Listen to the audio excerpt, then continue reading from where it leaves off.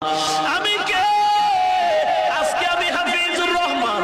এক সময় তো আমার কোনো অস্তিত্বই ছিল না, কেউ জানতো না আমি কে। আমিও দুনিয়া চিনতাম না। আল্লাহ বলেন আমি তোর অস্তিত্ব দিয়েছি। ও বান্দা, তোর জিহ্বা দিয়া কথা বলা একটু চিন্তা কর।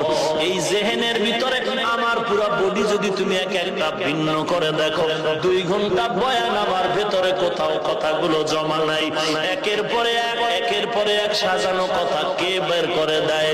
ওরে বান্দা, একটা মেশিন চলে 2 ঘন্টা চলার পরে ফ্যানের বাতাস দিয়া ঠান্ডা করো, মাইক গরম হয়, মাউথ গরম হয়ে যায়। ওরে তুমি 30 বছর, 40 বছর, 60-70 বছর জিহ্বা নামের মেশিনটা দিয়া নারায় নারায় কত কোটি কোটি কথা তুমি সাপ্লাই দিলা।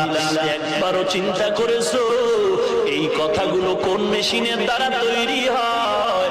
যদি একবার তালাশ করতি, খুঁজে পাইতি, কেউ না, তিনি আমার আল্লাহ।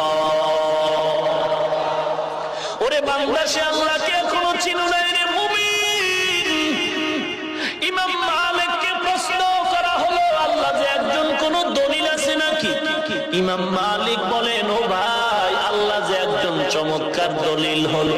দেখো রে গোলাম, একই মায়ের গর্ভ থেকে কত সন্তান বের হয়। একই মায়ের গর্ভের 5টা মেয়ে, 5টা ছেলে। একজনের চেহারার সাথে আর একজনের চেহারার মিল নাই। একজনের কণ্ঠের আওয়াজের সাথে আর একজনের কণ্ঠ